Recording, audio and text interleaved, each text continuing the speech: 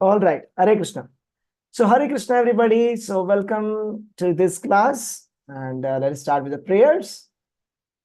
Om Ajnanatimirandhasya Jnananjana Shalakaya Chakshurunmilitam Yena Tasmai Shri Gurave Namaha Namo Vishnupadaya Krishna Prashtaya Bhutale Srimate Bhakti Vedanta Swaminiti Namine Namaste Saraswati Deve Gauravani Pracharine Nirvishesha Shunyavadi Pasyata Dishatarine Jai Shri Krishna Chaitanya Prabhu Nityananda Shri Advaita Gadadhara Shri Vasadi Gaur Bhaktavranda Hare Krishna, Krishna Krishna, Hare Hare, Hare Ram, Ram Ram, Hare Hare. All right. So I'm going to explain to you today that the name of the topic today is household life and regulated household life based on Krishna consciousness. Grihastha life and Krishna consciousness. How to lead a Grihastha life based on the principles of Krishna consciousness. All right.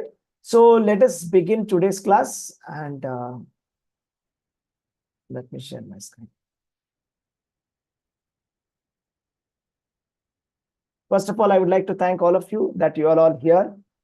You could have been doing anything else, but you are here, and I want to make sure that for the next 1.5 hours, it's going to be like a lot of valuable lessons and a lot of things to learn. Okay, so this is like the point number 1. And the point number 2, what is it that you're going to learn today? And today's class, you're going to learn multiple things. What is the context or what is the meaning of Grihastha life as per the Vedic scriptures? As per the topmost scripture, Srimad Bhagavatam, as per Lord Krishna, what is the expectation from Lord Krishna from householders? And how to balance your household life and Krishna consciousness. So it's all about balancing these two things. Okay. And what are some of the practical examples or practical guidelines which are given in the Shastra for the householders? Okay. How many of you think that it's useful for you? Type me in the chat. It's going to be useful for you. Type me in the chat. Yeah, that's great. Great. Okay. All right. Let us begin. Sorry for my voice. Okay, let us begin with the context of the Grihastha Ashrama.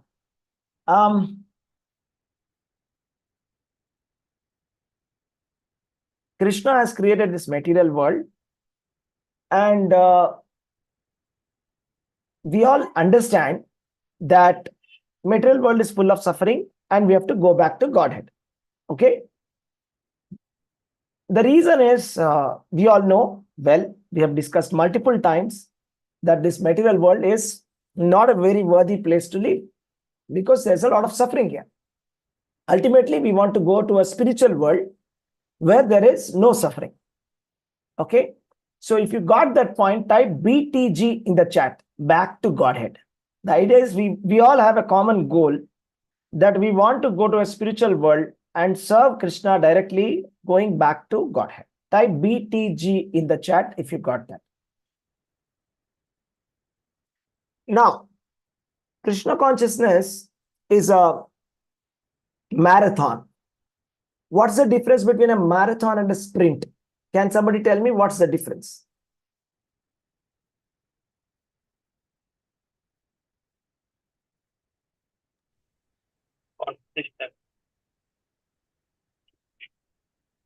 Yes, Prabhu? Short term versus long term. That's nice. Tell me more examples. Anyone? Marathon versus sprint. Examples. Analogies. One is a burst of energy, the other is stamina. Burst of energy versus stamina. Right? Okay, good point. What else? One more point. Example or yes, Nitya. Yeah, marathon is long term and sprint it's short time duration, and that is very long term. That's right. Marathon is expected to be for a long time, right? So that means it's not a one-day effort. It's actually called as a multi-lifetime effort. Multi-lifetime effort, not even one lifetime. Multi-lifetime effort, Krishna consciousness. But then this Bhakti Yoga system or the pure devotional service to Krishna gives us a chance to avoid all these multi lifetimes and finish this whole cycle in one lifetime. So that's the beauty of Krishna consciousness. Now, having been in this material world, which is designed based on illusion. So the fundamental principle or the building block of this material world is the attraction between the opposite gender, between the male and the female. Just think about it.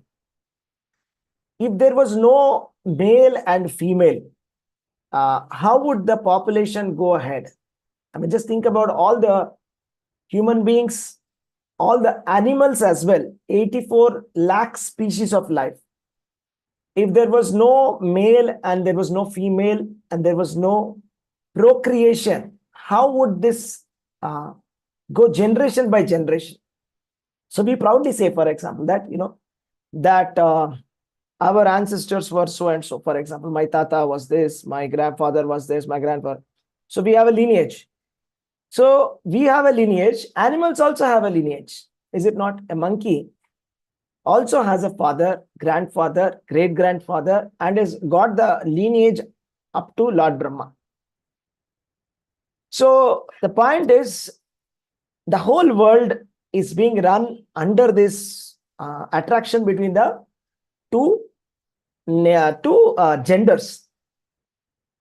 But then, if the only goal of life was to enjoy, sexual pleasure between two genders, then that is animal life. Is it not? Just think about it. Animals have no restriction. Is it not? Animals absolutely have no restriction. So they are like allowed to do or allowed to have any number of partners. And even in animal societies also, they maintain some kind of partners. So something like, okay, these are, so for example, if there is a male lion, he has these female lions are mine or something like that. Even they have some demarcation. But if we completely deny this system, like the modern system of multiple partner, just change based on likes and dislike, that is worse than animal system. So first of all, we don't want to be in an animal life or a sub-animal life. We want to be in a human life. So human civilization means the system given by God, dharma given by God. Now, by following this and by following our natural propensity of attraction between the male and female, and yet being in spiritual life, okay, this is something very important and an interesting topic that we want to explore today. How to be balancing both family life and spiritual life. Why am I saying this? Because a lot of times when we say spiritual life, we think that it's a life of renunciation. Am I right? So the only thing that comes to your mind is a person who was like, wearing saffron robes, gone to the Himalaya. That's an extreme. Not many can follow that example, nor can we follow that example, nor that example is recommended by Krishna. How many of you know that? Are you understanding what I'm saying? How many of you can tell me where did Krishna or which chapter did Krishna discourage that kind of renunciation? Anybody can tell me which chapter? Prabhuji, both Krishna and Arjuna both were grahasthas. Yeah, that's one example. Okay, that's one point. What else? In Bhagavad Gita, which loka or which chapter did Krishna say that? Jnana Yoga? No. I mean, there also he said, but where else? Yeah, no, not that one. Not that? No. There's a chapter where he's saying, not merely by renunciation one can attain perfection. Do you remember that chapter? Do you remember that? Chapter 18, Prabhuji. That No. is 18th. No? No, not even that. Not even that. No. Okay. Yes. Chapter number 5, verse number 6. Merely renouncing all activities, yet not engaging in devotional service of Lord cannot make one happy. But a thoughtful person engaged in devotional service can achieve the supreme without delay. What does that mean? That means the extreme example that comes to our mind, that is a saffron robe, yogi, sannyasi sitting inside Himalayas.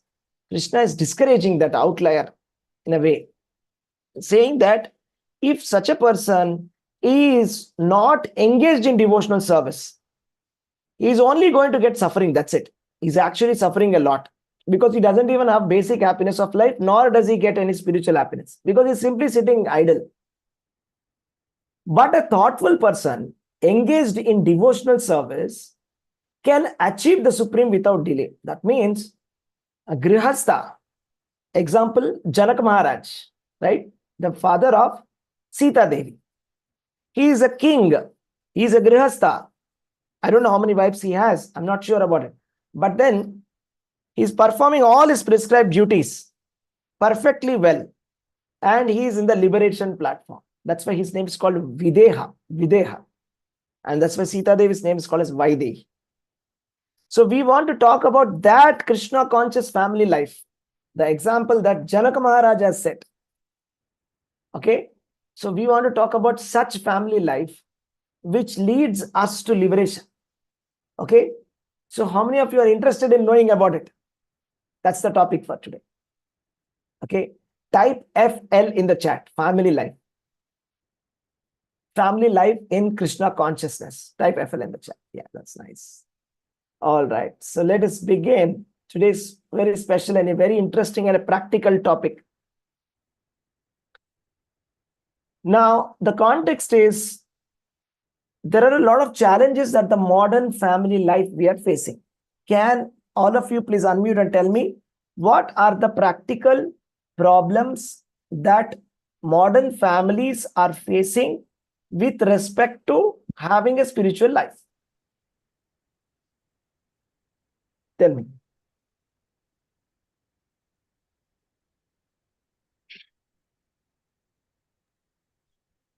What are the problems that modern families are facing in leading a balanced spiritual life?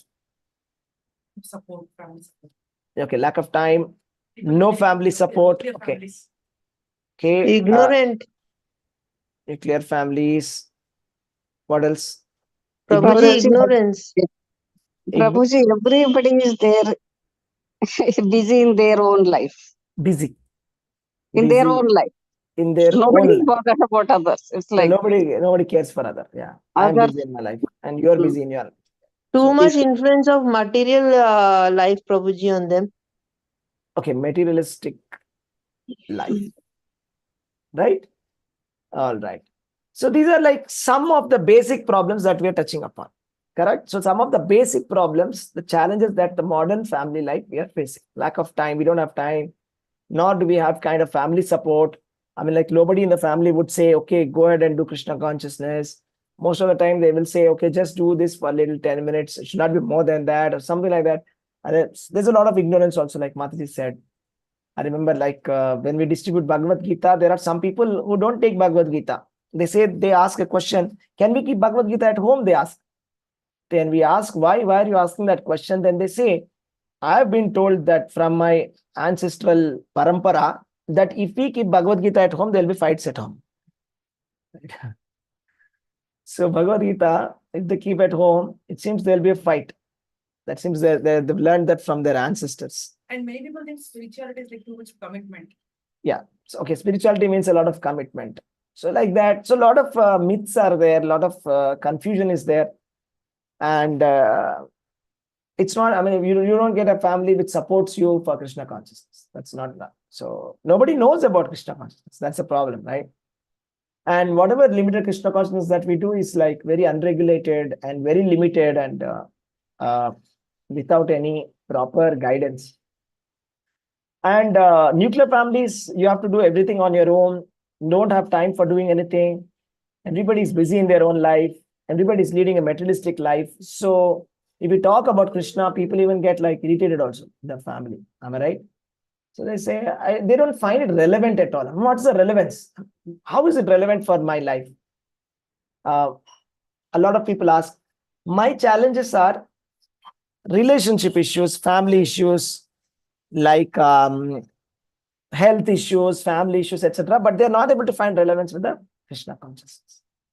So now the idea is we have to find somewhere the balance between the work, family, and spiritual growth. These are the three things that we are supposed to be balancing. Am I right? Okay, now can you tell me what is the benefit of balancing all of this? What happens when you balance all of this? Can anybody tell me? Tell me two benefits. Let's write down two benefits. Mental peace, Prabhuji. Okay, peace. We are peaceful, Prabhuji.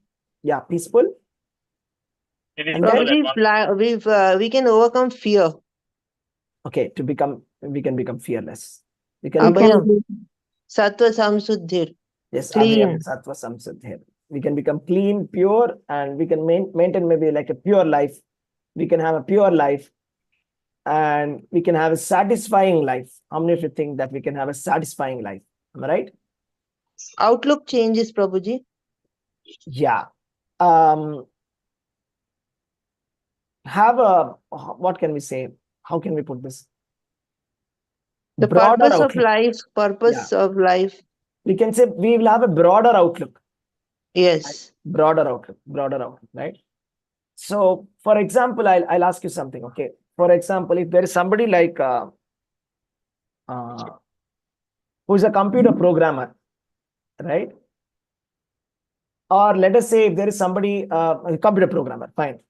So if you bring a not working software in front of a computer programmer is not very amused or very disturbed by looking at that bug.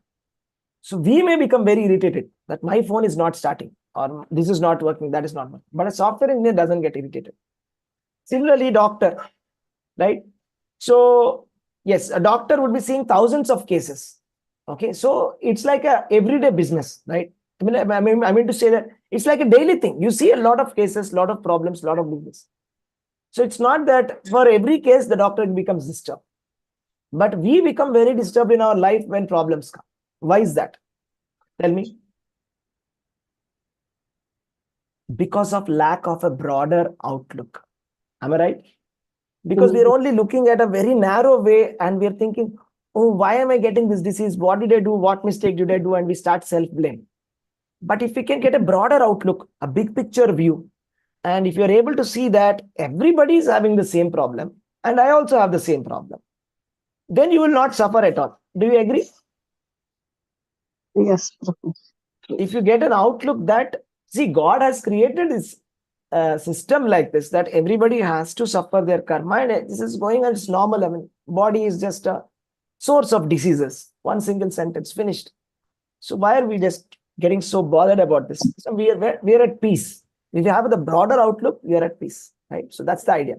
So having a balanced spiritual life means having a lot of peace of mind, fearless life, pure life, satisfying life, broader outlook, and having a blissful life. Having a happy, satisfactory life, finally going back to God at all. So now, so what is Grihastha? So tell me, there are how many ashramas? Can somebody tell me? 4 ashramas. 4 ashramas, right? So let us see that. Okay, anybody can read this? This is a Bhagavad Gita shloka number 4.13. Yes. Please read the shloka. Make it a little bigger. Sorry, give me a minute. Yeah, now.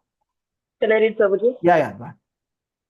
Chaturvarnam maya srishta guna karma vibhagata satya kartaram apimam vidya kartaram avyayam.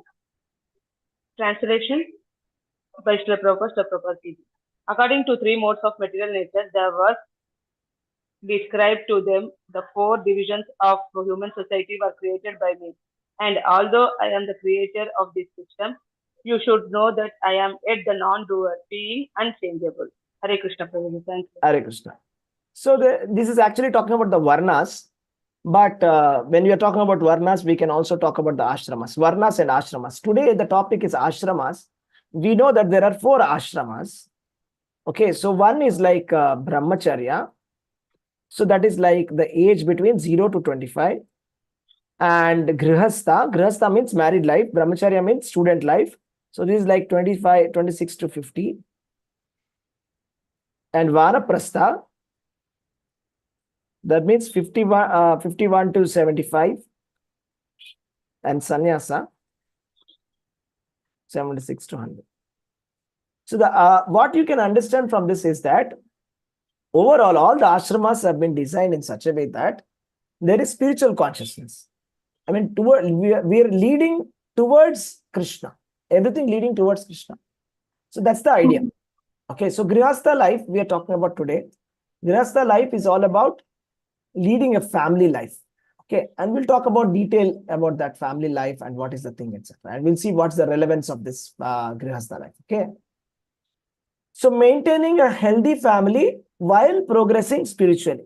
So a lot of times there are, let us talk about two extremes, or we'll put it into four quadrants. We'll put it into four quadrants, and you tell me. So let us say we have good family life but poor spiritual life. That's one combination. And poor family life but good spiritual life. Okay, four quadrants. So what are the other combinations?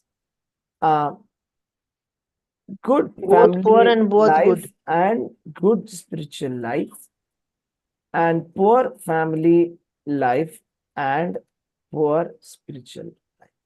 Bad. Both of them gone. So now what's the worst among all of this? If you have to put a rating for this, Last one. last one is the worst. Yeah, okay. So I'll put it in the down. So now, okay, let us say if we have a good family life but a poor spiritual life, what are the problems that we may have? What is ultimately, what is it that's going to make a difference? Then somebody is not Krishna conscious at all, but having a family life. What happens? What is the consequence of that person? Not satisfied life, Prabhuji. They will not Okay. have peaceful life.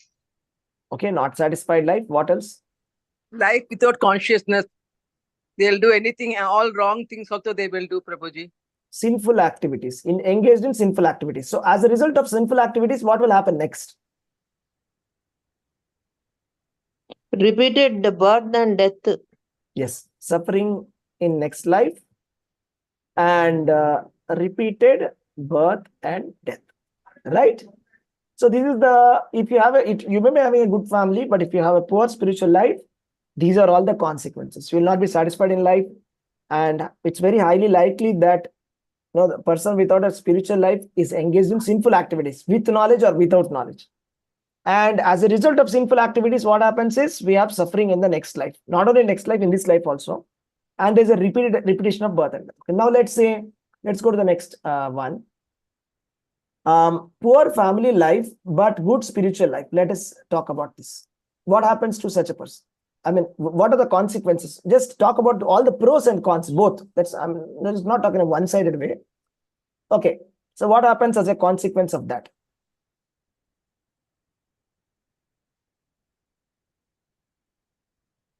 Prabhuji, this actually doesn't, it's not, Compatible, you're saying? yeah, it's not compatible, because a No, good spiritual life, the family will naturally be good. that's right. But what if the other partner is completely against? Non-cooperative, okay. Completely non-cooperative. To such an extent that this person has to leave away from the house also. I mean, there are some Like cases like, Prabhupada's life. yes, there's Prabhupada, or like you can say, we can't say poor family life. I can't say completely, but yeah, somewhat like it's somewhat A like that. disturbed one. Disturbed, yeah, It will not be a very. disturbed life, Prabhuji. But Yeah. I think the person Disturbed. who is spiritual will definitely reach his goal. Yeah, disturbed life, a temporarily disturbed life will be there. And I'll also tell you one more example. Gaur Govind Maharaj, he had a very disturbed family life. He was a teacher, school teacher. We should read his book. It was a very, very disturbed family life. Very disturbed. He was very poor, and he had many children, and he didn't have money at all. He used to always depend on Krishna. And every day he used to loudly cry. He didn't even have money to get his wife treated also. He was so poor, unfortunately. Okay. His wife once got a hand fracture, and he took her to a hospital, and he was not able to pay the bill. Okay, he was a normal grihastha at that point. He was a school teacher or something. Like that, children used to get sick, and of course, he later took to another place where they did natural way of setting the bones, and she became all right. And he used to always depend on Krishna like that. I'm saying he had a very disturbed life, and children also used to get sick, and he didn't know what to do, etc., all the time. But ultimately, what happened? Gradually, he became so detached that he walked out of the house after many years. Become so detached. And then he was just wandering in Vrindavan. And then one day he met Srila Prabhupada. He was having full beard, everything. He met Srila Prabhupada, and Srila Prabhupada immediately accepted him. And he was initiated. He got sannyasa initiation. This Gaur Govind Maharaj. Just listen to his lectures. Very powerfully he speaks. Okay, he's no more. Went back to Godhead. But everybody knows that he's a great, very pure devotee. Even Prabhupada also accepted that Krishna only sent him to me. He was very instrumental in constructing a temple in Bhubaneswar, I think, in Odisha. Okay, he's a very, very great Maharaj. Okay, Gaur Govind Maharaj. So ultimately, what do we learn from that? Okay, poor family life, but good spiritual life. Ultimately, what happened? Any good happened, or finally it was bad? What happened? Good. So finally, finally, it's good. Ultimately, it's good. So there's a verse also. I'll just read this. A very beautiful verse, okay? I love this verse. Yes, let me share my screen. I would like you to read this. Yeah, please read. You should read like this, okay? Tyaktva swadharmam charanambujam hare bhajanna pakvotapate tato yadi yatra kvava badram abhudamushyakim varta apto bhajatam swadharmataha. Anybody can try? Repeat.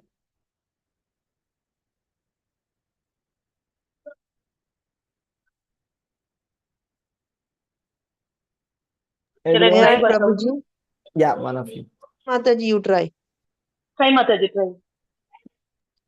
त्यक्त्वा स्वधर्मं चरणाम्बुजं हरेर् भजन पक्वो तत्पतिततो यदि यत्र क्व वा भद्रम् अभूत् अमुष्य किं को वार्तापो भजतां स्वधर्मतः. Now let us read the translation. It's going to be a punch. How many of you like punches? Srimad Bhagavatam punch. Let's read this, yes.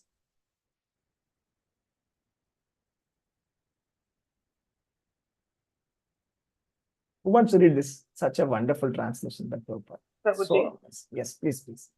One who has forsaken his material occupations to engage in the devotional service of the Lord may sometimes fall down while in an immature state.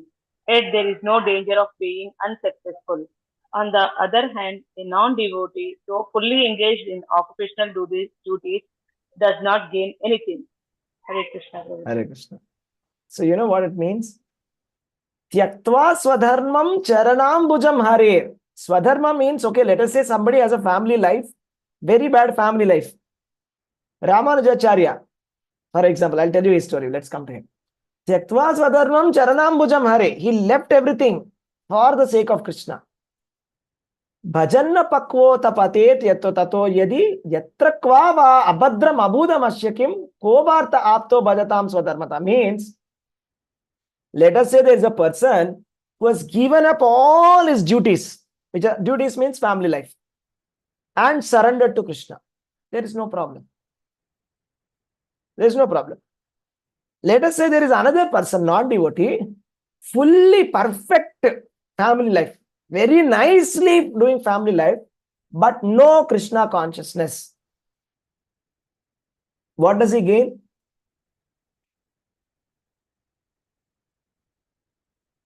What does that such a person gain? Nothing. Nothing. The ultimate gain is nothing. So coming back to this, now you tell me there are four we have done here, right? Four. So here, we are talking about these two people here, comparison. Poor family life, but good spiritual life. Completely Krishna conscious, but family life gone for a toss. Good family life, but a poor spiritual life. No Krishna consciousness. So as per this shloka, who is the winner among these two? What The does this first person. first person? What does this person gain? Gains Devotional service. no. Good family life, but no Krishna consciousness. What is the ultimate gain for such a person? For his, Nothing.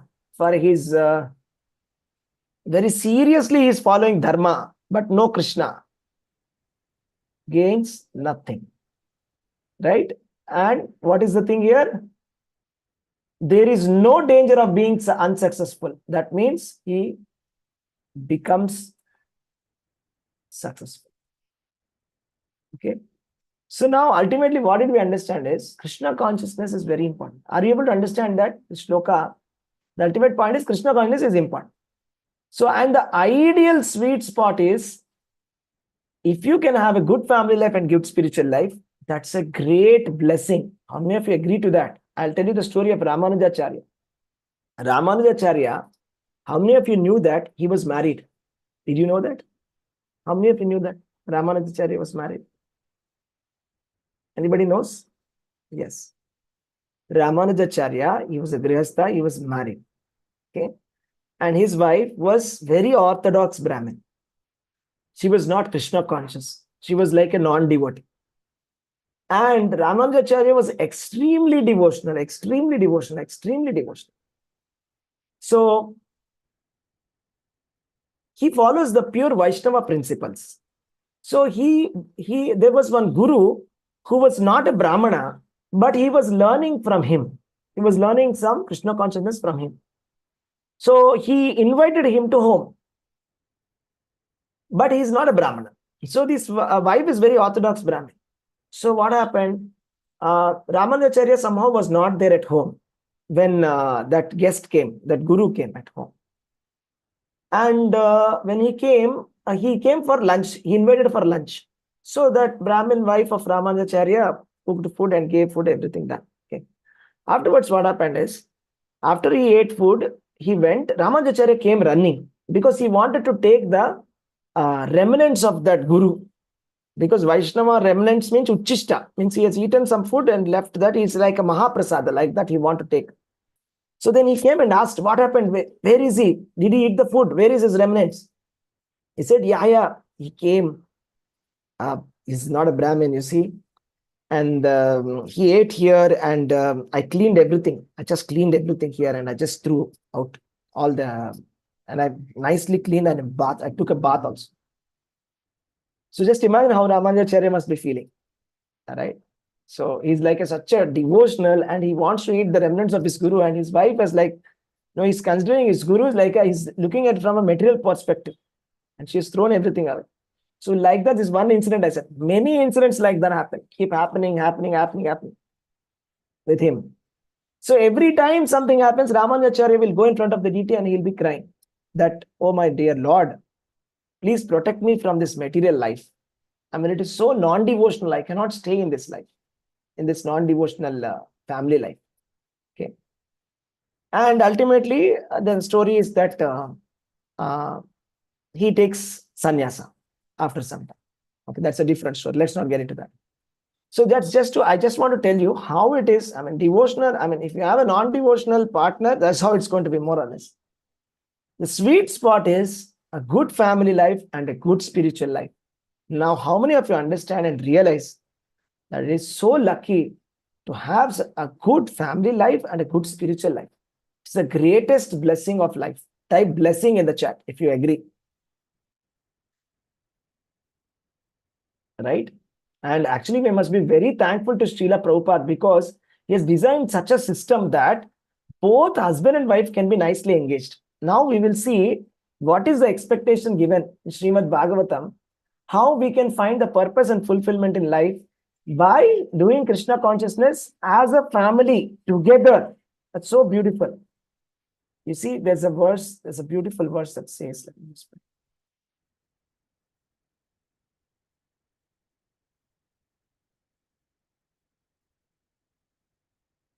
It's not here. Okay.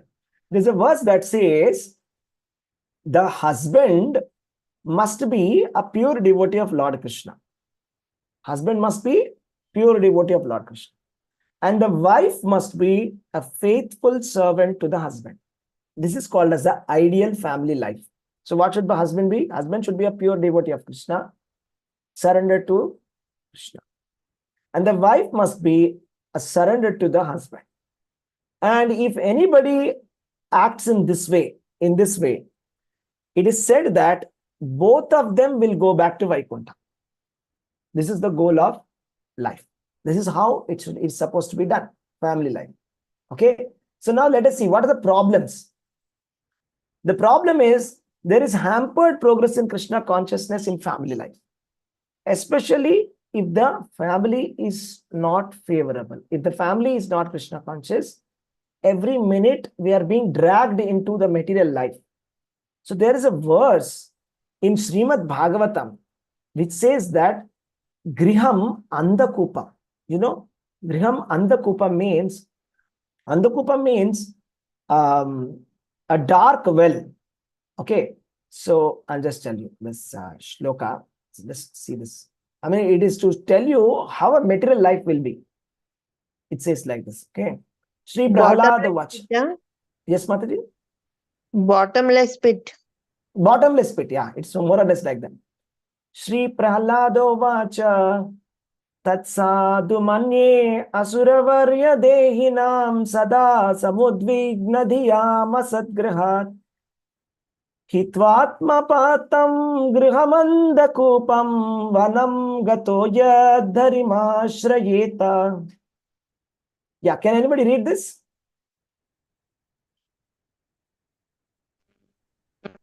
Can I read? Wow, your voice is breaking. Sorry, Vidya Mataji, something Okay. wrong. Jayanti Mataji, read. Is it clear now? Yeah, better. Yes. Yeah. Okay. Read. Srila Prabhupada ki jai.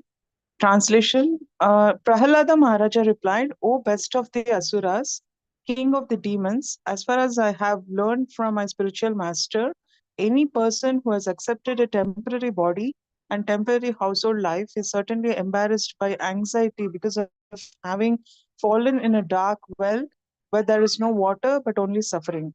One should give up this position and go to the forest Vana.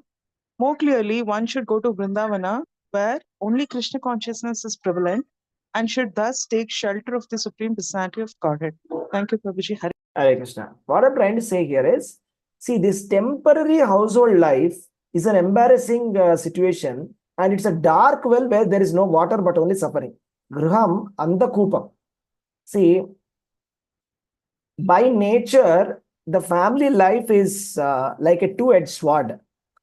If both the partners are Krishna conscious and very careful, it is a very nice Krishna. Both of them will go back to God.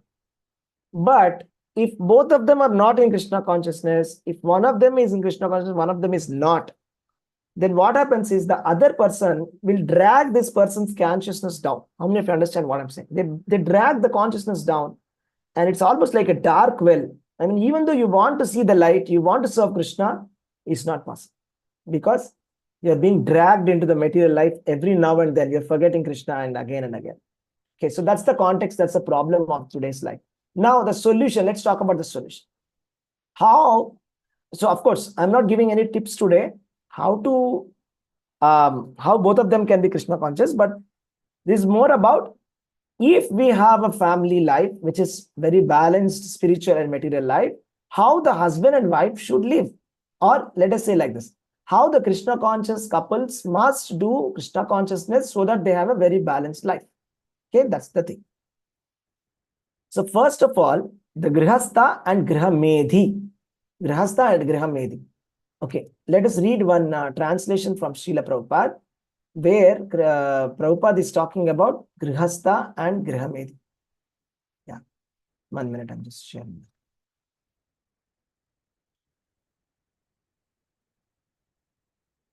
Yeah. How many of you can tell me what's the difference between a Grihastha and a Grihamedhi? Grihamedhi is not in the Yeah, okay. I'll just share something and you just read this. Okay, yeah. Okay, now, yeah, can you see my screen? Yeah, this one. Can somebody read this? This one. The household duty of a man is not to satisfy sense gratification. The household. Shall I read, Prabhuji? Yes, read. The household duty of a man is not to safety his Satisfy. sense gratification, but to Satisfy. remain with the wife and children, and at the same time attain advancement in spiritual life. One who does not do so is not a householder, but a grahamedi. Yeah, 1 minute. 1 minute. Okay. So just note this term here. Anybody who is not following Krishna consciousness and yet a householder, he's not called Grihastha. He's called as Grihamedhi. Okay, now read. Two words are used in Sanskrit literature. One is Grahastha and the other is Grahamedi. The difference between the Grahamedi and Grahastha is that Grahastha is also an ashrama or spiritual order, but if one simply satisfies his senses as a householder, then he is Grahamedi. For a Grahamedi, to accept a wife means to satisfy the senses, but for a Grahastha, qualified wife is an assistant in every respect for advancement in spiritual activities. Yes. So Very how many? good. Yes, Hare Krishna. So how many of you understand the difference between Grihastha and Grihamedi? So tell me the activities of Grihastha and Grihamedi. What do the Grihastha do typically every day? Grihastha, Grihamedi. Let's compare. What does Grihamedi do? What does Grihastha do? Grihastha is engaged in material life. Grihamedi means also householder, but spiritual life. Grihamedi is engaged in what? Sense gratification. That too unrestricted sense gratification. Grihastha also does sense gratification, but in a regulated sense gratification. And that too, the idea is to satisfy Krishna, not to satisfy our own senses. So it's a regulated sense gratification, just like a regulator. We say, right? Water is there. Water, you just leave it, a lot of water is gone, wasted. But if you have a tap, there is you are regulating how much water should go, and when you want, you turn it off. So regulated sense gratification, and the higher goal is there. There is a higher goal, higher purpose. Okay, there is no higher purpose for a Griham. Okay, are you getting the principles? Grihastha versus Grihamedi. Got it? Yes. Yes. Yes. Yes, Prabhuji. That's nice. So the Grihasthas, I'm not talking about Grihamedis. Grihasthas should live like this. First point is dependence on Krishna. So a family life is full of ups and downs. So a lot of you are householders here. How many of you agree that after you got married, there were so many ups and downs? What is that ups and downs? Just like a curve, right? So there are some highs and there are some lows. Highs and lows. Sometimes, very happy that maybe you got married and then something happened very low, right? Something happened very high, you got a child. Something happened to your child very low. Up, down, up, down. How many of you agree? Type agreed in the chat. That family life means there are a lot of ups and downs. Am I right? Lot of ups and downs, lot of difficulties. It's not easy, right? So in whatever may be the case, we must, first principle is, you can take some notes if possible. First principle of a Grihastha life is dependence on Krishna. Depend on Krishna. That whatever happens, I shall depend on Krishna. How to depend on Krishna? Executing the prescribed devotional service. That means every day the Grihastha couples, they must do all the regulatory principles, like, for example, okay, tell me some of the Krishna conscious principles that we follow quickly. What is the recommended formula? Wake up at Brahma Muhurta. Okay, wake up at Brahma Muhurta. Chanting Hare Krishna Mahamantra. Chanting, then Mangala Aarti. Prasadam. Mangalarti, eat prasadam, and then hear Krishna Katha. Okay, hearing it will come now. Wait. So these are the some of the principles. Chanting Hare Krishna Maha Mantra, at least 16 times. That's what Prabhupada says, right? So remembering Krishna. And now the next principle is, this is like the husband and wife both must be doing together. Okay, they must have, like, for example, deity worship. Mangalarti means deity worship. And they can have photos at home or deities at home, and then they will take care of the Lord. Okay, equally. We see a lot of Indian families, we see women are very spiritual, or they're very, very religious. I'm not sure if we can say spiritual in a strict term, but religious for sure. How many of you agree? And the men are like, they're reading newspapers, drinking coffee, reading newspaper, and the women are like nicely doing puja, everything. Right? So, but as per the principle, it is said in the Shastra that whatever a wife does, a husband does not get it. Okay? Punya. But whatever husband does, any good, 50% of it goes to the wife. Did you know this? And whatever the sinful activities the wife does, 50% of it goes to the husband. But if the husband does anything bad, sinful, nothing goes to the wife. That is very nice, Prabhuji. Yeah. This is reservation for us. Very Yes, nice. that's nice. Yeah. Valmiki, just like Valmiki. Valmiki. Yes, the story is Valmiki. One day Valmiki was doing a lot of sinful activities. He goes to his wife and children and says, I'm doing a lot of sinful activities. Will you accept? And they say, no, it's your job to take care of us. And whatever you do, we are not going to accept sinful activities from you. Then he gets a realization, right? So similarly, why I'm saying is, it's not that, women are like supposed to be religious and the husband is like reading newspaper, crime news and drinking coffee. So then that is not called grihastha life. That's called grihamedi life. Okay, that is not going to benefit both of them. Only one of them is benefited, the other is not. But both of them should be equally engaged in devotional service nicely. And hearing from self-realized souls. That is Shravana. How do you get to hear from the self-realized souls? By going to the temple, by hearing from advanced devotees, hearing about Krishna Katha.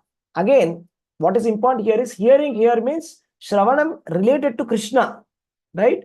That is Krishna Katha, not Gramya Katha. There are two things, Krishna Katha and Gramya Katha. You know what is the difference? Anybody knows? Gramya Katha means, example I will tell you. See, this is also Katha, that is also Katha. But there's a difference. Katha means story. Okay, tell me some examples of Gramya Katha, opposite of Krishna Katha.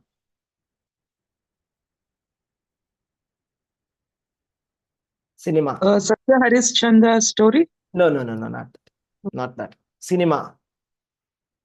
Politics. Hearing about this news. Hearing about politics. I'm not saying that you should not read newspaper at all or listen to news at all. But we also see the other extreme, right? Especially the gents after 40s, we see that, they're sitting in front of the political news for hours together, right? And as if they are the IAS officer, as if they're going to take some decision based on this. And they're going to hear very intensely hearing to all the political analysis, very enjoying so much. This is called Gramya Katha, material. Our human life, our human ears are not meant for hearing that. Or it can be, on the other hand, sometimes we see women gossiping, right? In the streets, gossip. Did you know that the daughter of this lady, she has eloped with somebody? This is like called Gramya Katha, gossip, cinema, politics, useless talk, complaining about others, right? So this is called Gramya Katha. This is material. It's only going to it's going to make us impure. Krishna Katha is purifying. It is liberating. Okay? It is all wonderful. The unlimited glories of Krishna Katha. So, second thing, that what the grihasthas, Krishna conscious couples, they must hear from realized souls. Regularly hear about Krishna. The third thing is association of devotees. Now tell me, there are two things, okay, two extremes again here.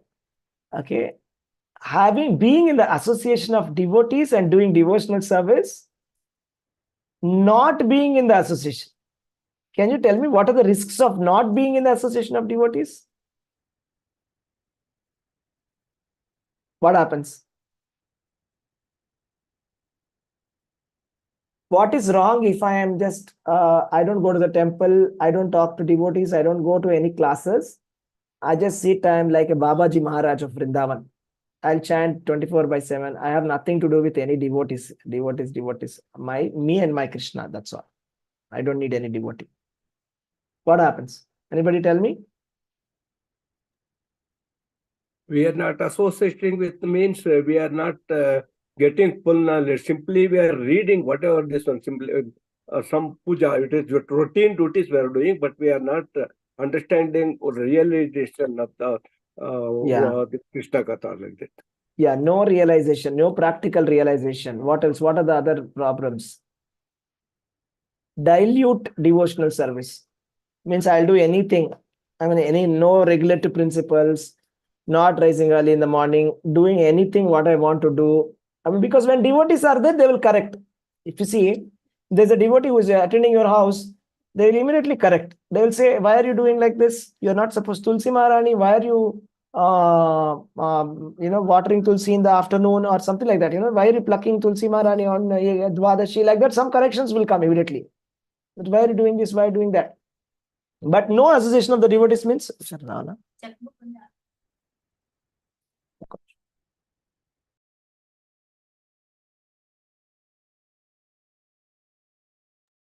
so what happens is dilute devotional service, and what do you think about the chances of fall down?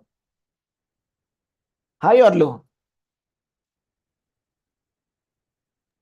Very high. Very high chances of fall down. Anytime if you are not in association, Bhakti Siddhanta Saraswati Thakur, okay, he has written a book called Vaishnava K. Okay, very, very powerful. Very, very powerful. Okay, you know what he says in the Vaishnava K book? Let us see. I'll just read one sample shloka, then you will understand. Okay, this is commentary by Jayapatak Maharaj. Guru Maharaj wrote commentary. So let me just read one shloka. Very, very beautiful and very powerful. Okay. I mean, he condemns devotional service which is not done in the along with the devotees. If you do alone, no, condemns. He says, anybody can read this shloka here?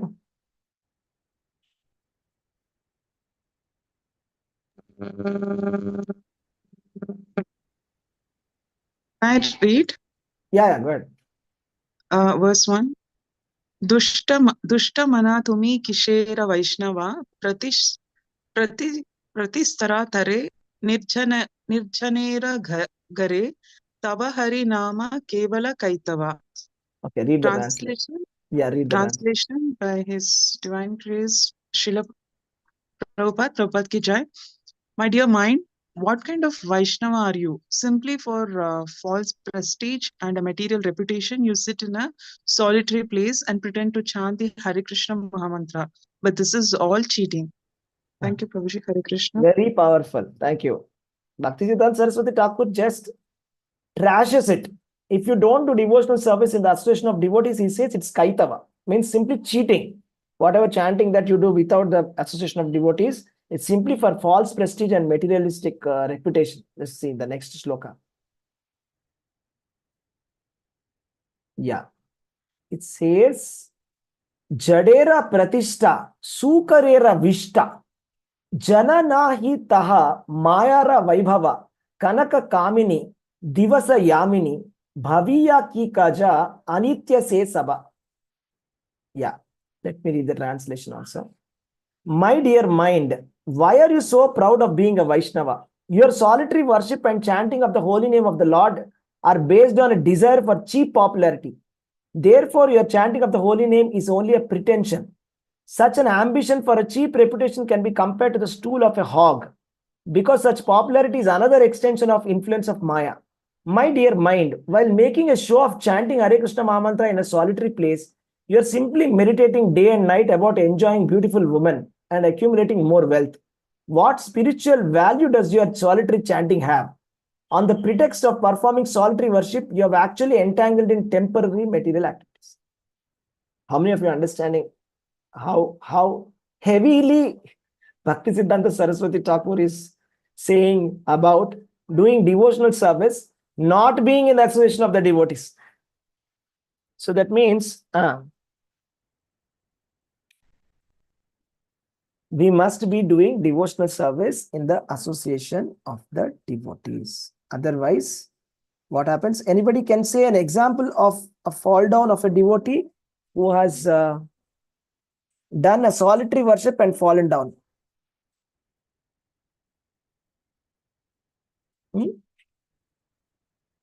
Example, devotees.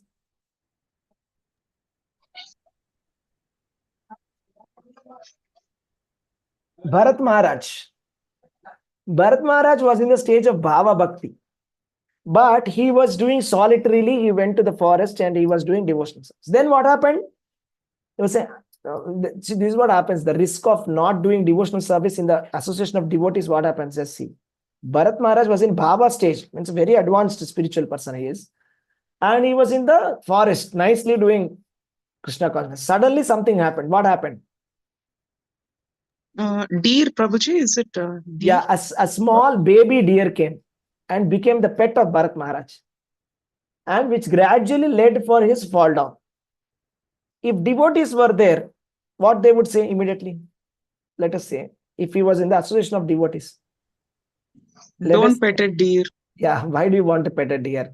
Right? If somebody in an ashrama or ISKCON ashrama or any devotees, if you're in devotee sangha, if you bring a pet animal, immediately first what the devotees will say, why do you want to become Bharat Maharaj? First they will say, immediately they will say. Yes or no? This is the protection. Devotee protection is important. Very nice. So that's why association of devotees. So what is the things what we have learned? Dependence on Krishna. Our Grihastha life must be depending on Krishna. Executing prescribed devotional service. Whatever devotional service that we are supposed to do, regulated devotional service we should do. Hear regularly from the realized souls. Associates with the devotees. Not that I am just taking some apartment, some 30 kilometers from the temple, and I don't go to the temple at all. And I am an independent Krishna conscious person. That is the sure short formula for fall down. You will not even know when fall down has happened. That will be the case. Dependence on Krishna. Second one, earning a livelihood through ethical means. Let's see that. Avoiding unethical, exploitative practices, recommended occupations, agriculture, trade, etc. So any activities, it can be any activity except unethical means. So for example, there was one devotee who was practicing Krishna consciousness, and he approached Jayapatak Maharaj, will you give me initiation? He asked, what is your profession? He said, my profession is I work in a factory where they butcher animals. Okay, how many of you think that he's not in the right profession for Krishna consciousness? Type me in the chat. Right? So let us say if there is somebody else who is in the profession of manufacturing poison for animals, insecticide, preparation of insecticide chemical for animals. Let us say. Is this a conducive Krishna conscious life? Yes or no? No. Causing violence towards other living entities doesn't make Krishna happy, and we cannot progress in Krishna consciousness like that. That's why Jayapatak Maharaj said, first you change your profession, then you come back to me, I'll give you initiation. Right? So ethical means you should not be doing some business like smuggling, cheating business, or any kind of business which is unethical, right? That should not be done. And the utilization of the wealth. So Grihasthas typically, it's a very normal, natural feeling that they want to accumulate, because the only ashrama which is allowed to accumulate wealth is Grihastha. A brahmachari does not accumulate wealth. Am I right? A sannyasi obviously does not accumulate wealth. nor a Vanaprastha who's retired life. He is also not interested in wealth. The only a Grihastha is allowed, but how to use that wealth? What is the proper utilization of the wealth? Let's see that. Wealth must be used for, anybody can read all the 5? Yeah, somebody, I want one of you to read this, please. All the 5. How to utilize the wealth in Krishna consciousness as in a family life. Unmute yourself, please.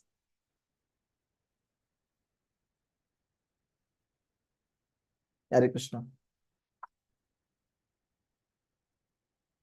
Who's reading? What happened? I'm not able to hear anyone. Worshipping the Supreme Lord, receiving and serving Vaishnavas and saintly persons, distributing prasada to all living entities, offering prasada to forefathers, honoring traditions, offering prasada to oneself. Thank you, Prabhuji. Hare Krishna. Hare Krishna. So whatever money that we earn, patram pushpam phalam toyam yo me bhaktya prayachati. That means every day you must be offering flowers to Krishna. So if we think that, oh, flowers is 30 rupees, or we think that, oh, it is 100 rupees, flowers price has increased, let me not buy any flowers for Krishna. That is wrong. That's a wrong attitude. The wealth is meant for offering patram pushpam phalam toyam yo me bhaktya prachati. Especially if somebody is very poor, Krishna can understand. But if somebody is rich and yet not offering flowers and fruits to Krishna, it is an offense. It's an offensive behavior. Not offering or not worshipping Krishna with flowers and fruits. And why only flowers and fruits? Krishna, that is like the basic. If you can offer more, it's still good. Somebody is able to offer golden ornaments to Krishna, still good. Somebody is very rich in gold business, why not offer golden ornaments to Krishna? Right? So, depending upon the person's capacity, capability, one must worship Krishna. One must be ready to offer to such a person, or more, right? Or more, based on one's capacity. One should engage the wealth in worshipping the Supreme Lord. Distribute, receiving and serving Vaishnavas and saintly persons. You see, there's a difference, in the Veda base, in the Krishna book, when there was a discussion about the Yamala Arjuna Vriksha, that is the Nalakubera and Manigriva. Nalakubera and Manigriva, they are 2 sons of Kubera. Do you know Kubera? Who is Kubera? Treasurer. Yes, he is the king of the Yakshas. King of the Yakshas, treasurer. Treasurer who has bestowed benedictions of Lord Shiva, and he has a lot of money. He's a treasurer. He has so much of money. And what happened? And he has 2 sons. Okay. The sons' names are Nalakubera and Manigriva. Okay. From your experience, tell me what happens to the sons of very, very rich, filthy rich people. What happens to them? What do they do? They What will is be their... cursed by Narada and they'll become tree, right? That's right. That's right. I'm asking in general.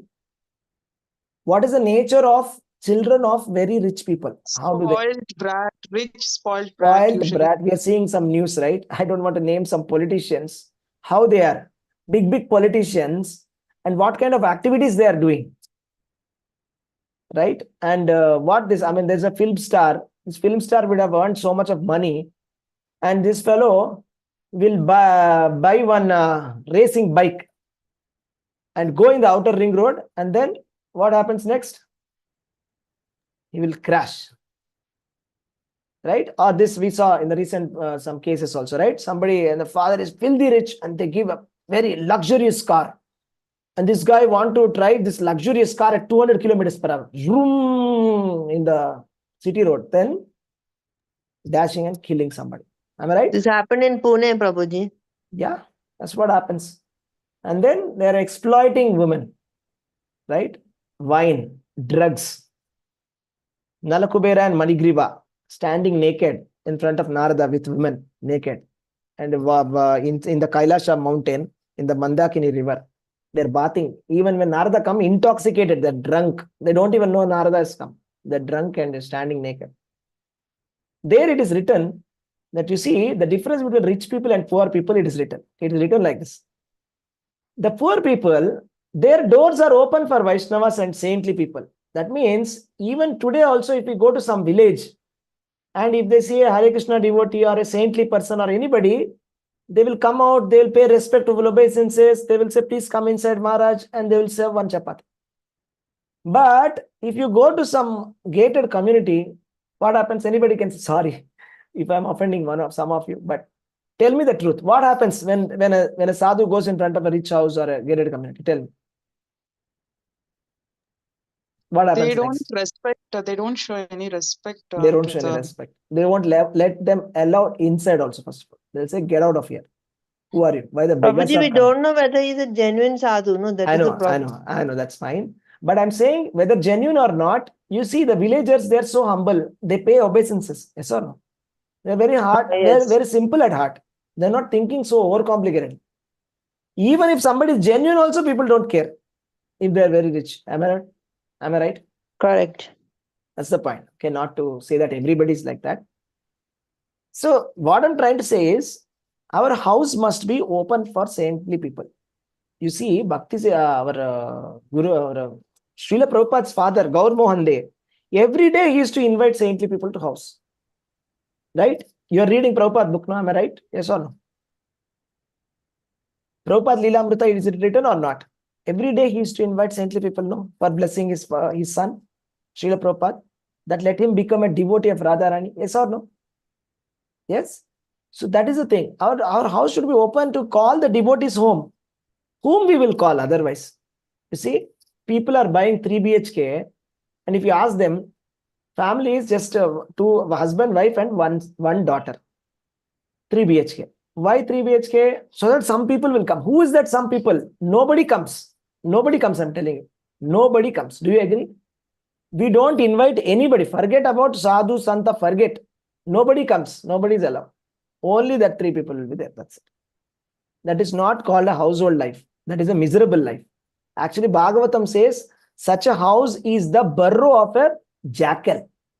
Jackal makes a burrow and sits inside. There's no difference between a jackal and that house. House means we should invite devotees. We should do program at house.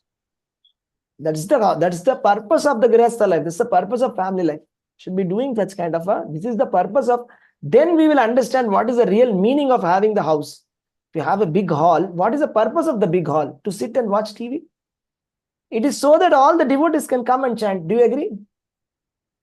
To do a program and everybody chanting together, it's such a festival at home. Right? That's the point. See? So, receiving Vaishnava saintly people must be a part of the program for Grihasthas. Distributing prasada to all the living entities. This is also one important principle of all the Grihasthas. Prabhupada says, if you're not able to preach, you do one thing. Just prepare some food, offer it to Krishna, and give it to the people outside. Actually, Srimad Bhagavatam is saying that a householder, first of all, should give to everybody. All the maid servant, all the servants, first to the children, to the elderly people. At the last, husband and wife must eat. Actually, the householder should go outside and shout, is there anybody who is hungry here? Please come, we have food at home. And you should make the beggar sit, if not at home, at least outside somewhere, make it sit and give some food to all the people. Anybody who is coming, you should be ready to give food. This is the principle of Krishna consciousness. You see, that means food is not just meant for us, that every day I'm preparing dosa, idli, one day dosa, one day puri, eating. What are we doing? The real life is like we should cook for others, is it not? Purpose of human form of life is to serve others, is it not?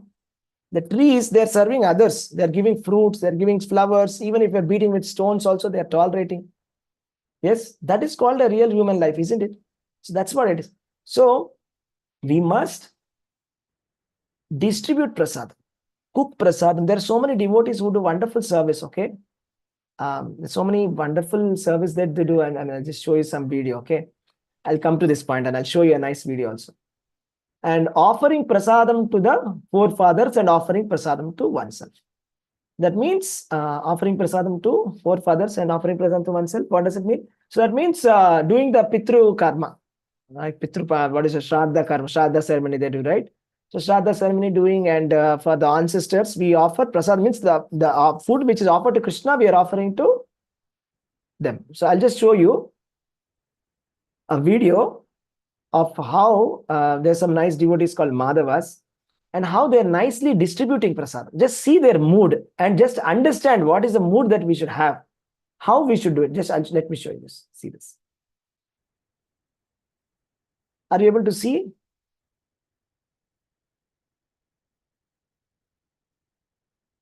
Are you able to see? No, Prabhuji. Now? You Are you able to say see? I need interiors. Yes, Prabhuji. Yeah.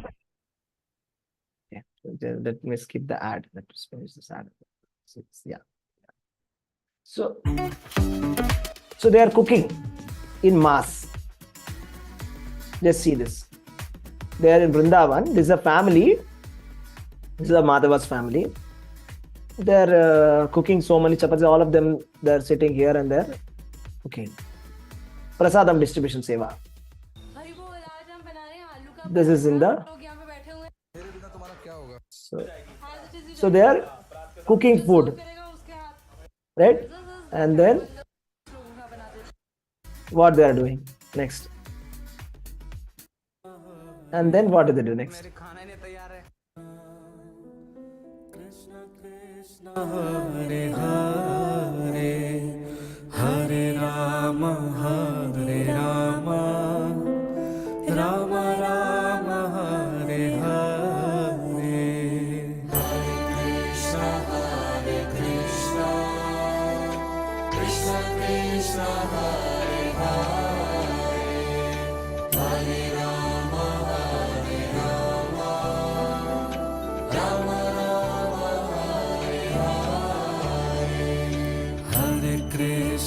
Hare Krishna, Krishna Krishna, Hare Hare, Hare Rama, Hare Rama, Rama Rama, Hare Hare, Hare Krishna, Krishna Krishna, Hare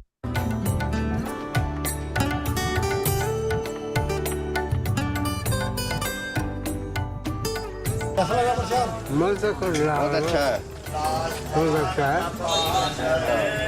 आप जैसे मन से प्रसाद बनाते हैं, मन से वैसे ही अच्छा प्रसाद बनता है बाबा। आपका मन जैसे सरल है, उतना ही सरल मन बहुत अच्छा भोजन, बहुत ही अच्छा भोजन बनता है। ऐसे भोजन कोई नहीं लाता है बाबा। ये भोजन खाने की, सबकी खाने की लायक है। बड़े बड़े 5 स्टैंडर्ड होटल पे भी ये होटल से यही दाल मंगाते हैं, यही दाल खाते हैं। तो वही दाल आप हमें सेवा करवा रहे हैं। ये तो भगवान राधा रानी आपका ज्ञान बुद्धि से लेके सब कुछ सही सलामत आगे बढ़ाए, सब कुछ आगे और भी देते रहे। आप आवर्जन करते जाइए, इस तरीके से लेते जाइए। बड़े बड़े महात्मा वैष्णव साधु गुरु का आशीर्वाद लेते जाइए। इसमें आपका आगे के लिए मंगल ही मंगल है, और जन्म जन्म का ही मंगल कर रहे हो आप।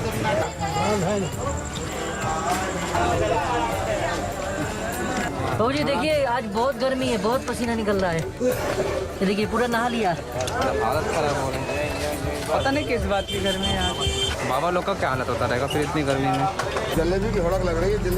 जलेबी मैं आपके लिए जरूर। हाँ, आपने Okay, how many of you understand? How many of you are able to understand what is the mood of Krishna consciousness? What is the expectation of Bhagavatam from the Grihasthas? Grihasthas are supposed to serve. Got it? Yeah, please mute yourself. So, distributing prasadam. So, why are we earning wealth? That's the point. This is called proper utilization of wealth. Using our wealth in worshipping the Lord, offering the latest fruit. For example, if it is mango season, we should offer mangoes to Krishna. If it is some other season, we should offer that fruits to Krishna. It's not that we are offering to ourselves. Receiving saintly people at home, distributing prasadam to all the living entities. Poor people, rich people, even dogs also, everybody, birds also. Offering prasadam to the forefathers, offering prasadam, eating prasadam. This is called Krishna conscious life. This is called Grihastha life. Equal compassion towards all living entities. Affection towards pet and other animals. Bhagavatam is saying that you should take care that even if there is a lizard in your house, you should think that that lizard is your son. that whether that lizard has got food for today or not. You should think like that.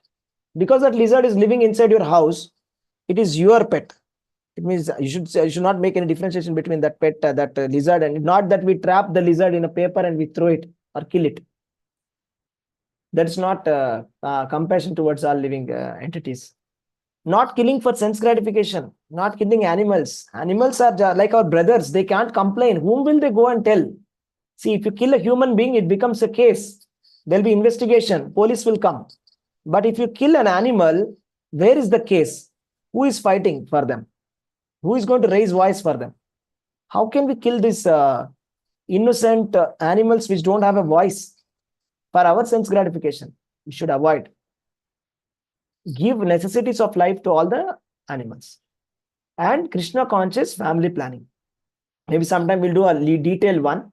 So family planning also, it is said that Krishna is saying in Bhagavad Gita, Dharma viruddho kamosmi loka Bharatarshava. Let me just open that shloka. You can read that. Okay. Yeah, 1 minute.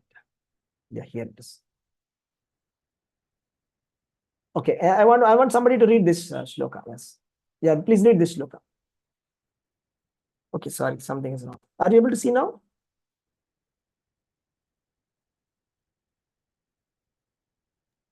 Yeah, read this. Balam balavatam chaham kamaraga vivarjitam dharma viruddho bhuteshu kamosmi bharatarshapha. Hare Krishna. Yes. Read the translation. Translation, anyone? Yeah, go ahead. I'm the strength of the strong, void of passion and desire. I am sex life, which is not contrary to religious principles. O Lord of the Bharatas, Arjuna.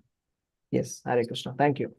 So Krishna is saying, Dharma viruddho bhuteshu kamosmi bharatarshava. Dharma viruddho bhuteshu kamosmi bharatarshava. That means I am the sex life which is not contrary to religious principles. That means the sex life between husband and wife for the propagation of children is not a irreligious principle. It is, Krishna is saying, it is me only. It is me. Having a sex life, regulated sex life between husband and wife for the sake of getting Krishna conscious children is not material. But simply having sex life outside the marriage or inside the marriage also simply for fun, without regulation again. At least Prabhupada says once in a month, it's fine, Prabhupada says. But not that, just that is the purpose. That's condemned. That's wrong. That's if somebody is following these principles like regulated sex life in a husband and wife,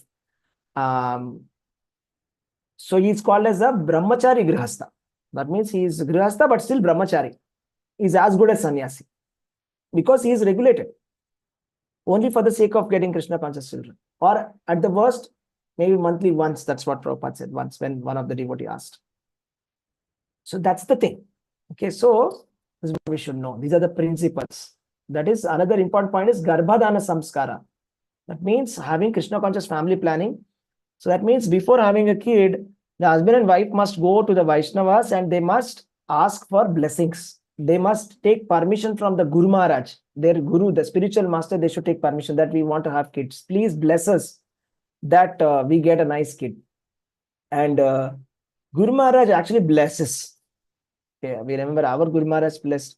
So like that, Guru Maharaj blesses that may you have a very nice Krishna conscious son who is like very nice. Like that, some nice blessings you will get from the Gurus.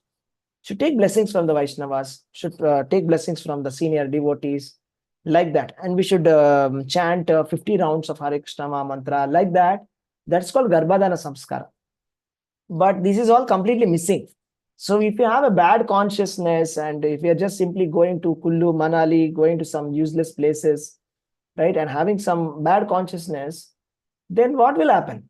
You see the story. Do you remember the story of Kashyapa and Aditi? Who remember? Diti and Kashyapa. Who remembers the story? What happened? Diti and Kashyapa. Hiranyakashipu and Hiraksha will come out. Hiranyaksha and Diti, Hiranyakashipu. Diti invites her husband for having a sexual intercourse at the time of the sunset. It's actually not allowed at that time. Sunset time, we should not be doing sexual intercourse. But Diti says to Kashyapa, she forces him. So then Hiranyakashipu and Hiranyaksha are born. And in the purport, Srila Prabhupada writes, that time only one Hiranyakashipu and one Hiranyaksha came. But now there are many Hiranyakashipus and Hiranyakshas are coming now. Because of the attitude of the husband and wife. Their attitude is like that. They are not very serious about children. That what kind of children you will produce, that they are not having, they don't want Krishna conscious children. Right? They just want sexual pleasure. Right? So that's what happens, right? And there will be more and more asuras will be born. Right? So let's see some examples. Treating the spouse as a partner in spiritual growth. Our Guru Maharaj says that husband and wife are one unit. Should think of them like husband and wife are like a one unit and like a one partner in spiritual growth. You should not think it, they're not a competitor, not an object of enjoyment, each of them. That, okay, let my husband get me money and I will enjoy. Or let my wife, I will just let my wife do work for me and I'll exploit her. No. Spouse is a partner in spiritual growth. Visiting holy places, going for yatra. Family should go on yatra. Why sit at home? What is the use of sitting at home? Tell me that. Prahlad Maharaj is saying, Griham Andakupam. If you sit at home, it is a dark well. Our dark well, we are decorating nicely with decorative items, but it is a dark well. Spiritually, it is a dark well. And Prahlad Maharaj says, go to the forest. Go to Vrindavana, Prabhupada said. We should go to the holy place once in a year. Once in a year, we should go to Mayapur or Vrindavan. Then we will see the Lord, we'll see devotees, will be recharged. What is the use in sitting at home? Eat only prasad. Offer the food and eat prasad. Engage in the ethical business practices and don't do any unethical principles. So by doing this, what happens is gradually detachment must come. Material possession and family, see, ultimately detachment should come. Not that at the time of dying, there was one person, businessman dying, and he called, where is the elder son? He is here only, he is on the deathbed. And the Sethji, he is here only. Where is my younger son? He is here only. There is a middle son, he is here only. If all of the three are here, then who is in the shop? He is asking on the deathbed before dying. You getting it? Mindset. Who is in the shop? Why you people are forgetting the shop? Go to the shop. He's thinking about the shop at the time of death. You see? This is not expected that at the time of death we are lamenting. Oh, where's my son? Where's my son? This is actually unfortunate. We should not think like that. Oh, where's my husband? Where's my husband? What will happen to my wife? Who's going to take care of my wife without me? This is all material desires. This is all purely, we are just going to get another birth by thinking of all this. It's not a good attitude to die, okay, or leave the body. Okay. Ultimately, we should be detached from our possessions, detached from family. Ultimately, I mean, the principle of marriage of Krishna consciousness also that ultimately the principle is detachment. Not that we are like attached to the whole family and always thinking about the family and not thinking about Krishna. Worried about what will happen to my daughter, whether she's settled or not, whether she's eating food or not, what will happen to her marriage, what will happen to my son, all the time. You should not do this. Okay, that's not a good thing. To some extent, okay, I understand it's natural, but the idea is we should come out of that and ultimately get a detachment from material positions and family, compassion and equal vision towards all living beings, and utilize the wealth for spiritual progress and balance the work and family and spiritual through Krishna consciousness. So just quickly read some shlokas. So very beautiful verse. So a lot of times people try to disturb us. Okay, Grihastha life means a lot of temptation, means somebody or the other will come and tell some suggestion. Why don't you do this? Why don't you do this? Okay, somebody can read this? Very, very nice shloka, practical shloka. Recommendation by Srimad Bhagavatam for Grihasthas. Anyone? We almost like come towards the end. An intelligent man in human society should make his own program of activities very Simple. Type in the chat simple. Type in the chat simple. How the program of activities should be? Very simple. If there are suggestions from his family, children, parents, brothers, or anyone else, he should externally agree, saying, yes, yes, that is all right. But internally, he should be determined not to create a cumbersome life in which the purpose of life will not be fulfilled. Uncle will come, auntie will come, mummy will come, daddy will come. They'll say, why don't you do this? Why don't you do that? Why don't you do this? Why don't you go to America? Do this, do that, do this, do that. 100 things they will say. You say, yes, yes, yes. Yes, yes, of course. Yes. You should. I'm not saying. Bhagavatam is saying, yes, yes, of course, I will do it. But we should not create a very cumbersome family life. So involved in family that no time for chanting. If you ask me, I don't have time for chanting. I don't have time for Mangalarti. I don't have time for anything. That kind of life should be avoided. Family life. Understand? Because the ultimate goal is missed if we do that. Just like a train is there, everything is there. Train, they're bringing chai, coffee, tea. They're bringing lunch, dinner, everything is coming. But the train is not moving. What is the use of such a train?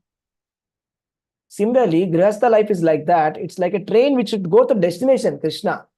Simply sitting there, every day, chai, coffee, biscuit, everything is going, but train is not moving. What is the use? We should avoid. Right? So, like that. See some more things. Yeah. One may claim proprietorship to as much wealth as required to maintain body and soul together. But one who desires proprietorship over more than that must be considered a thief. And he deserves to be punished by the laws of nature. Means we should avoid that mentality to accumulate and hoard money unlimitedly. Even though we may have that mindset, but it is not working also. We are not becoming, nobody is becoming a crorepati here. Just because we want to become crorepati, we are not becoming crorepati, right? Then why we should simply aspire for such mindset? So simply accumulation is actually, it is said that if you accumulate more than how much is necessary, will be punished by the laws of nature. Will be punished by Yamadharmaraj if we actually have more than how much is necessary.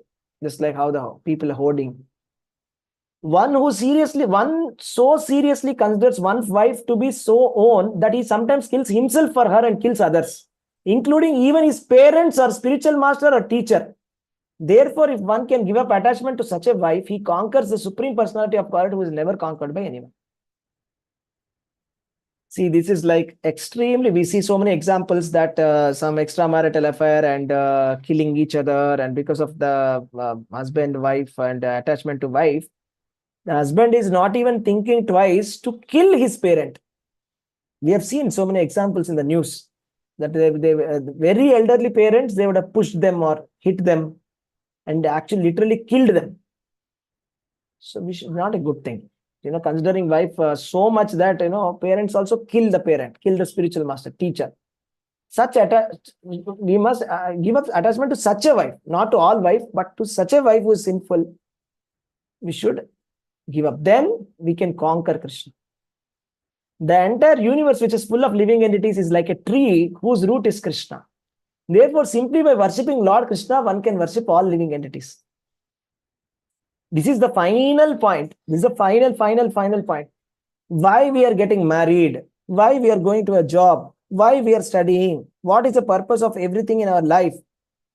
Is this to satisfy Krishna. If you put water to Krishna, root of the tree, all the tree becomes nourished. Simply if you worship Krishna, then all living entities get nourished. So we are accepting a Grihastha life so that it is conducive for Krishna consciousness. So at least, I'm telling for those people who are aspiring for such a life. That's the idea. Ultimate idea is I worship Krishna and I'm in a safe zone where I can nicely do a marathon of Krishna consciousness for a long time. Very nicely, happily living together, husband and wife. Of course, there are other extremes also, which I didn't speak about. Sometimes in over-enthusiasm, the devotee couples start neglecting each other. This should be avoided. Okay? The devotee couples should love each other. They should not hate each other. Once somebody asked, Is my wife an attachment? So Prabhupada said, no, if she's a devotee, it's not an attachment. So once one Mataji came and said, Prabhupada, I'm not getting time to take care of my child because I'm so busy in deity worship. I have deities at home. I'm doing aarti so many times. And Prabhupada said very seriously to her, your child is your deity. You do child worship. That is deity worship. I mean, if Krishna conscious devotees, children are Vaishnavas, they need attention, they need time. I'm telling you the other extreme, okay? If you become over enthusiastic and neglect children, devotees, Vaishnavas, neglecting them simply, doing deity worship, that is called an imitation. Prabhupada also is saying it's imitation. No, don't do it. Everything must be balanced. Don't do anything extreme. Balanced spiritual, material life. This is the ultimate goal. Don't go to this extreme or that extreme where you are neglecting your family, you're not having any loving relationship with your family. That's also extreme. Forgetting Krishna, just simply getting involved in materialism, that is also extreme. Be in the middle. Okay, so that's the conclusion. Hare Krishna, thank you very much. I would like to hear some realizations from you. Anyone? What did you learn today? What did you learn? Was the class useful? Yes, Very Prabhuji. useful. Should have a balanced life. Yeah, have a balanced material spiritual life, right? We should have a nice balanced material spiritual life. Then that life is actually very happy. That's like heaven on earth. And after going back to God, not even heaven on earth. It's like living in Vrindavan only. It's as good as that. Living in the spiritual world here also. Yes, next. Who wants to say? Who wants to share something? Yes. Nitya Mataji, what did you learn? Indra Hardas Mataji. Yeah, Nitya Mataji, go ahead. Hare Krishna Prabhuji, Dhanvat Pranam. Dhanvat Pranam. Prabhuji, I found the class very useful, Prabhuji. What we are supposed to be doing in Krishna consciousness was a very, that was the question for me always, how to balance both. So today you busted that few things and all. It was very useful, Prabhuji. Thank you so much. Hare Krishna. Hare Krishna. Thank you very much. Yes. Indra Hardas Mataji, what did you learn? Hare Krishna. It's Hare a very Krishna. interesting class, Prabhuji. Okay. Thank you. Yeah, tell me. How to proper this one's utilization of wealth, equal compassion towards all the living beings, Krishna's, everything, that family planning, Krishna conscious family planning, all are very interesting. Nice. Thank you, Mataji. Alex, thank you for sharing. Okay. Gangai Prabhu. Hare Krishna. What did you learn?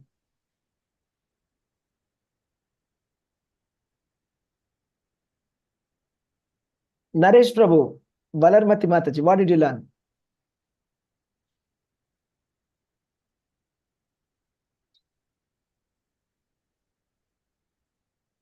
Kalyani Mataji, what did you learn? Prabhuji, I learned that maybe, as I always say, I think so that all this should have been told to us when we were as we were growing up, because I was not even lighting a lamp. It all started one fine day. So in my case, it has started with me after staying at home. I got the realization on my own, but my mother was continuously telling me, but I was thinking, oh, Amma, I'm doing my work properly. God is seeing all this. God knows what I'm doing. I don't need to do all this. And I was always scared that I light a lamp and go off to office and something else will happen in the house. So I used to just think about God while, operating. Oh, please give me the strength to do this case properly. And that was the only time I used to think about God. Nice. Or otherwise, and of course, I was, very dedicated, but I realized that I was in total ignorance, and I'm learning every day, Prabhuji, and I have a lot to learn. Okay. And I really am grateful to, having got this association and guidance. Extremely grateful. Every day I just keep thanking God that I have nothing else to do but to thank Prabhuji Nice. for Hare getting Krishna. all this association. I'm extremely grateful. Yes. Thank you, Mataji. Yes. Thank you, Hare Krishna. Thank you for sharing. Gangai Prabhu, you want to say something? Yes, Prabhuji. See, this is today's lesson, ups and down, how to make it correct. What we are doing, our daily life, whether it's spiritual life or material life. So we have ups and downs, we correct and in progress. We lost you. We lost your voice. Sorry, can't hear you. Progressing. Yeah. Hare Krishna Prabhuji. Yeah, can not hear hearing? now. We are able to hear. Continue. Prabhuji, today's lesson, I learned ups and downs, what mistakes we are doing and how to correct our daily spiritual life to be so in progressing and correcting ourselves in the spiritual progress. That is what I learned. Thank you, Prabhuji. Hare Thank Krishna. you. Thank you very much. Valarmati Mataji also put class is very beneficial for me and my husband, how to progress in Krishna consciousness. Wonderful. Okay, thank you, devotees. Vancha kalpatarubhyascha kripa sindhubhyascha patitanam pavanebhyo vaishnavibhyo namaha. Okay, we'll see you tomorrow. Hare Krishna. Dhanyavad pranams. Hare Krishna. Hare Hare Krishna. Krishna. Hare Krishna. Very nice.